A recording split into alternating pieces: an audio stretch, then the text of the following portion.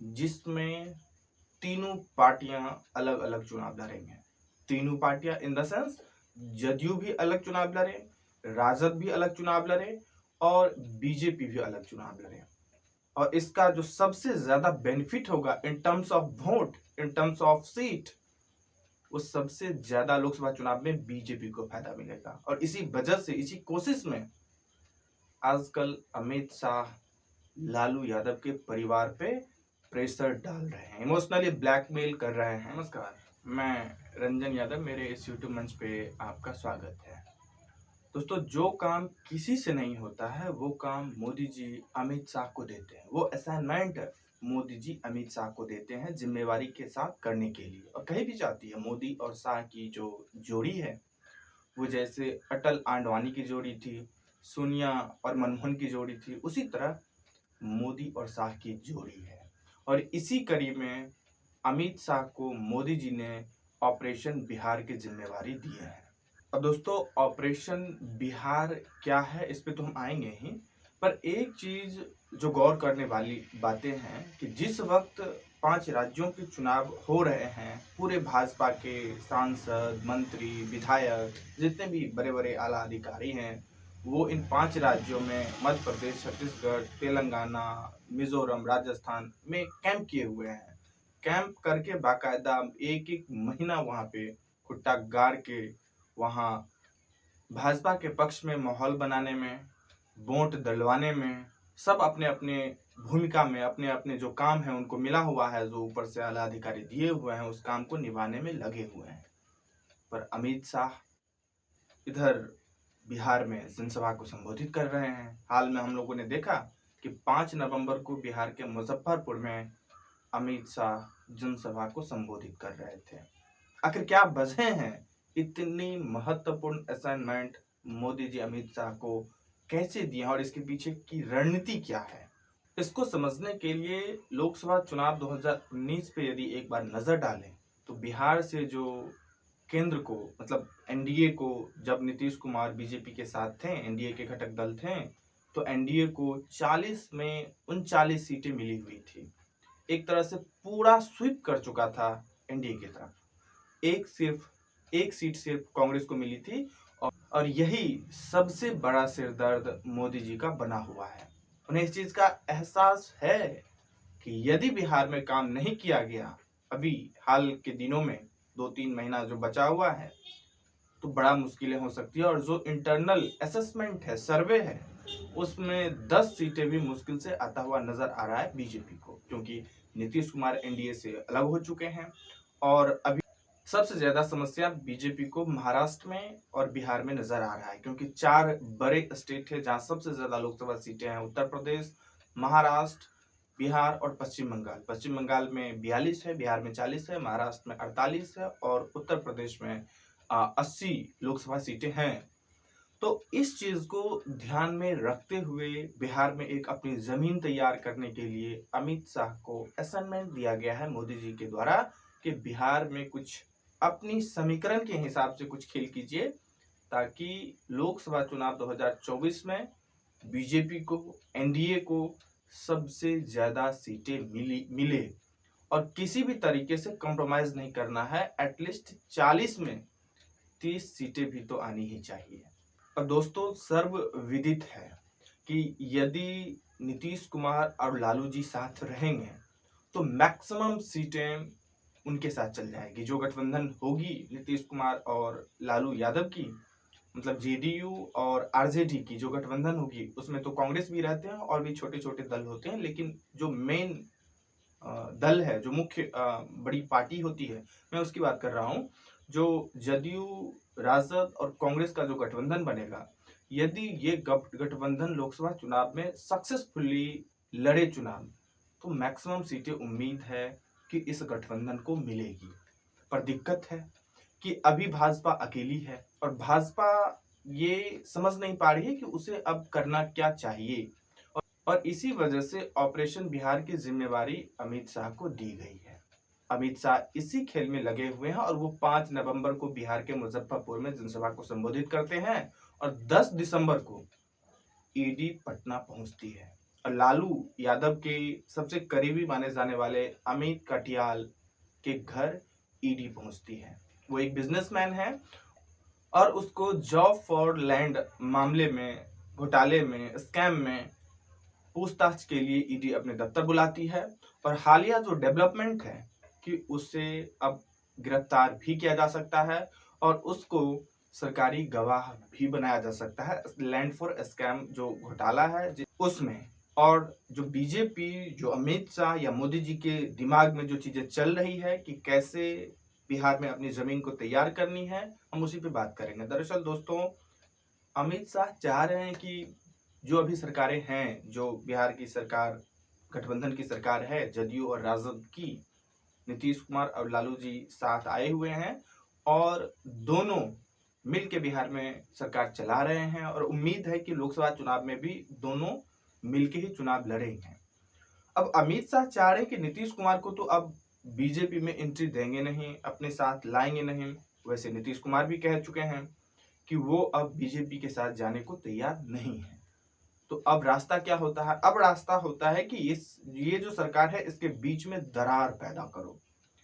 और ये दरार ऐसी है जैसे पटना के गंगा नदी में दरार पैदा करना। ये मुश्किल नहीं, नामुमकिन है ये दरार पैदा हो जाए।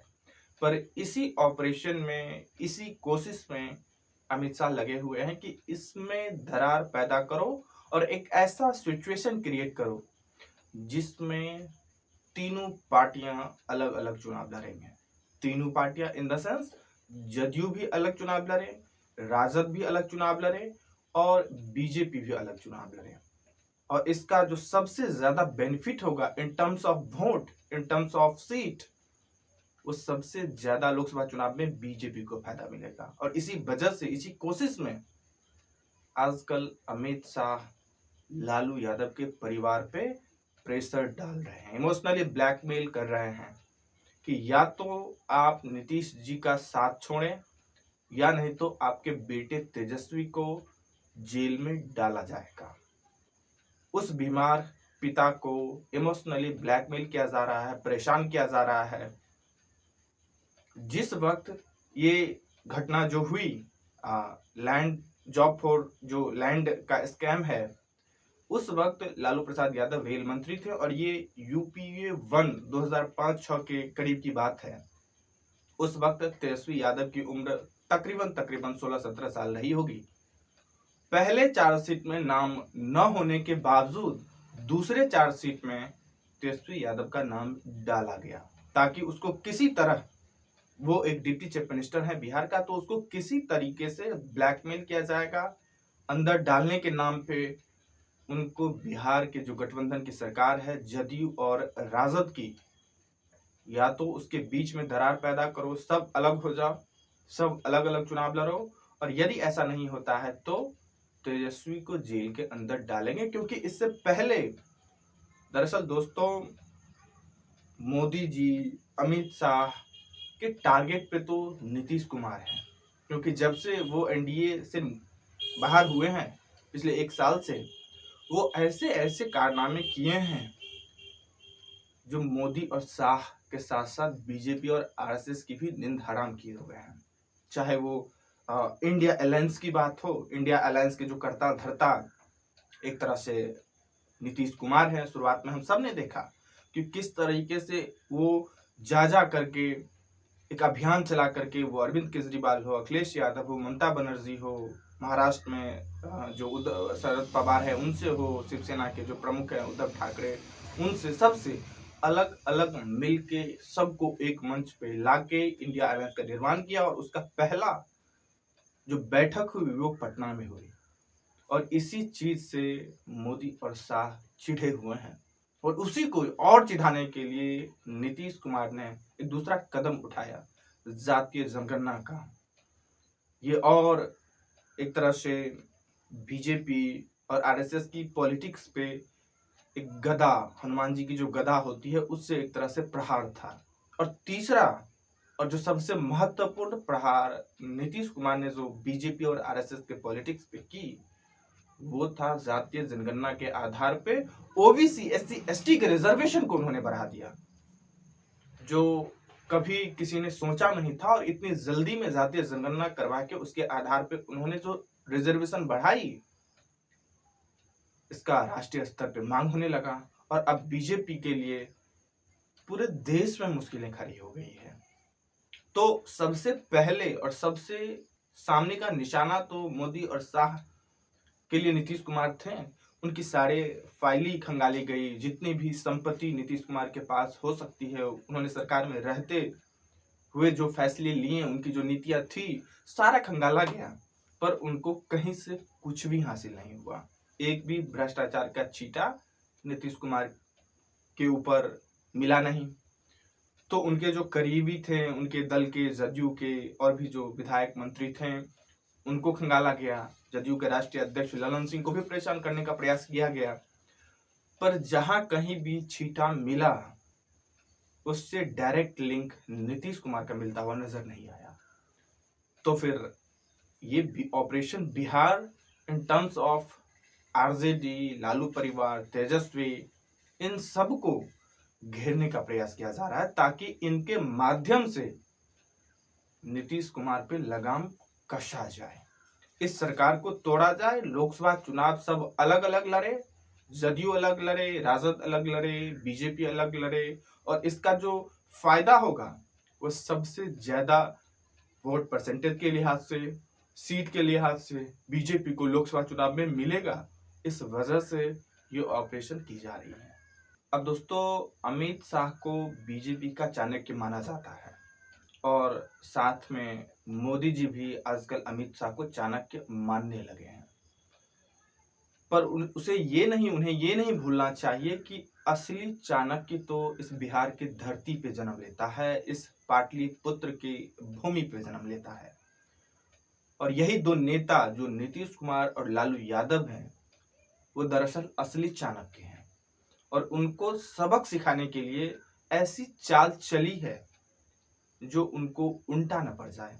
हालांकि बिहार में जिस तरीके से अमित शाह ऑपरेशन बिहार कर रहे हैं, नीतीश कुमार से राजद को अलग करने के लिए तेजस्वी, लालू परिवार या राजद पे प्रेशर बनाया जा रहा है, उससे एक बात तो साफ है कि यदि लालू परिवार, तेजस्वी मैच्योरिटी दिखाए, लालू परिवार संयम बरते, और कितना भी प्रेशर अमित शाह के तरफ से दिया जाए, चाहे वो ईडी, सीबीआई के माध्यम से क्यों ही न दिया जाए, पर यदि वो अभी 2-3 महीना नहीं डरके, तो ये खेल उल्टा पड़ जाएगा अमित शाह के लिए, मोदी जी के लिए, बीजेपी के लिए।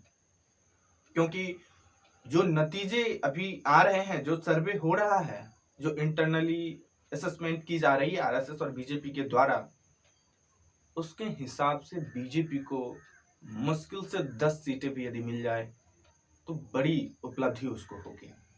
और आप देखिए कि 2019 में 39 सीटें बिहार से एनडीए को, मतलब बीजेपी को मिली थी, और यदि 10 से भी कम सीटें मिलती है, 10 सीटें से भी कम लोकसभा की सीटें मिलती है बिहार से एनडीए को, बीजेपी को, तो मोदी जी को तीसरी बार शपथ लेना शायद मुश्किल हो जाएगा। और इसी मुश्किल असाइनमेंट को पूरा करने के लिए अमित शाह को मोदी जी भेजे हैं। अब देखना होगा कि वो अपने इस ऑपरेशन में कितना सफल हो पाते हैं। पर पॉलिटिक्स में और एज में, जो पॉलिटिकल कैरियर है उसमें, और उम्र के लिहाज से भी नीतीश कुमार और लालू यादव दोनों, इन दोनों नेता, जो गुजराती लॉबी है अमित शाह और बीजेपी, इन दोनों नेता से ज्यादा तजुर्बा रखते हैं, उनकी उम्र भी ज्यादा है लालू यादव और नीतीश कुमार की, और ज्यादा समय से पॉलिटिक्स में भी हैं। ये तो मोदी जी 2001 में पॉलिटिक्स में आए, उत्तर प्रदेश के गुजरात के मुख्यमंत्री बने, उससे पहले वो आरएसएस में थे, आरएसएस के प्रचारक थे। तो यही अग्नि परीक्षा एक तरफ तो मोदी और शाह की है, दूसरी तरफ नीतीश कुमार और लालू यादव की है, या फिर मोदी जी के दबाव में आके कहीं कोई ऐसा निर्णय न ले ले लालू यादव, क्योंकि अभी तो प्रेशर लालू परिवार पे ही डाला जा रहा है ईडी के द्वारा। और जिस तरीके से अमित कत्याल को पकड़ के अभी गिरफ्तार किया गया है और उनसे जो ईडी पूछताछ कर रही है, ऐसे भी कुछ लोग हैं जो बता रहे हैं कि हो सकता है कि अमित कत्याल को सरकारी गवाह बनाया जाए और उसके बाद तेजस्वी यादव को गिरफ्तार की भी जा सकती है। तेजस्वी यादव को गिरफ्तार की जा सकती है और गिरफ्तारी से पहले यही जो हमने कहा कि अमित शाह लालू यादव से समझौता करेंगे कि यदि आप नीतीश कुमार से अलग हो जाते हैं तो गिरफ्तारी नहीं होगी आपके बेटे की, और यदि आप नीतीश कुमार के साथ सरकार में बने रहते हैं तो आपके बेटे को जेल के अंदर जाने से कोई नहीं बचा सकता है। पर ये मामला, ये ऑपरेशन हो क्यों रहा है, ये तो हमने पहले ही बता दिया कि लोकसभा चुनाव में जो सीटें घट गई है, क्योंकि अब नीतीश कुमार उनके साथ है नहीं। नीतीश कुमार जब थे एनडीए में बीजेपी के साथ तो 40 में 39 सीटें मिली थी बीजेपी को, पर अभी की जो हालात हैं वो ऐसा मिलता हुआ नजर नहीं आ रहा है, क्योंकि बीजेपी अब अकेले चुनाव लड़ेगी बिहार में और इसी की भरपाई करने के लिए वो चाह रहे हैं कि तीनों दल, ये जदयू, राजद, बीजेपी अलग अलग लड़े, क्योंकि वो दोनों यदि साथ लड़ते हैं तो मैक्सिमम संभावना है कि उनके तरफ सारी सीटें और वोट शिफ्ट कर जाए। तो इनको कुछ नहीं मिलेगा और कुछ नहीं मिलेगा तो फिर मोदी जी को प्रधानमंत्री बनने में बड़ी मुश्किलें होंगी, क्योंकि महाराष्ट्र भी हाथ से निकला हुआ ऐसा लग रहा है। पश्चिम बंगाल में भी कुछ सिचुएशन ठीक नहीं लग रही है। बिहार का सिचुएशन ऐसे ही बेकार है।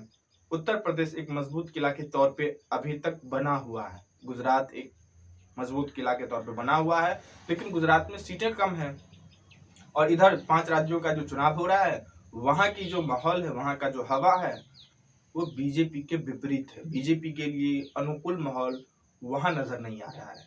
तो ये एक तरह से पूरी कोशिश और कवायद की जा रही है कि या तो नीतीश अमित कत्याल को सरकारी गवाह बनाया जाए, या फिर दूसरी तरफ ये जॉब फॉर लैंड स्कैम जो है, इसके तहत जिन लोगों को सरकारी नौकरी मिली उसको बुलाओ, उसको ईडी के दफ्तर में बैठा के उससे पूछताछ करो और उसको सरकारी गवाह बनाने की कोशिश करो।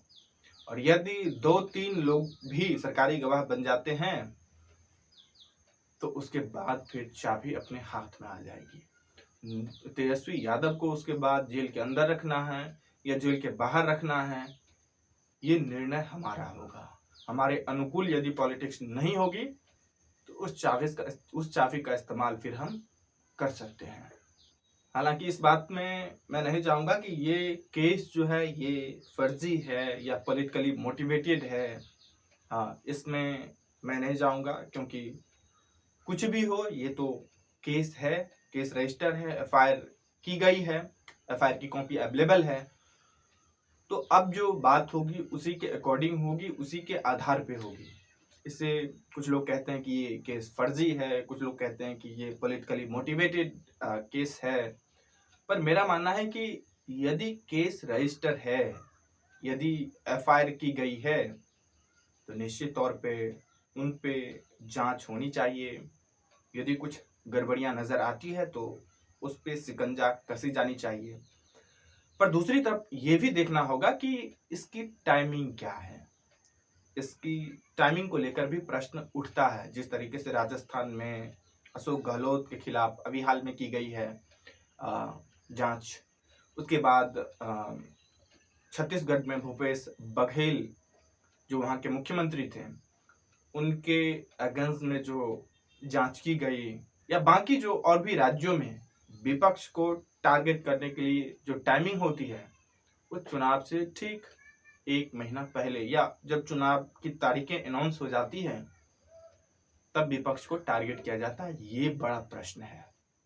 पर देखते हैं ऑपरेशन बिहार के तहत अमित शाह को कितनी कामयाबी मिलती है या नहीं मिलती है, और दूसरी तरफ लालू और नीतीश अपने किस लेवल का संयम और धैर्य का परिचय देते हैं।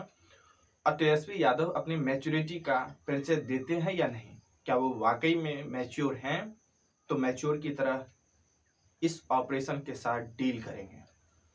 बाकी बातें फिर करेंगे जब कुछ नई अपडेट आती है। अपनी प्रतिक्रिया जरूर दें, फिर मिलेंगे किसी नेक्स्ट वीडियो में।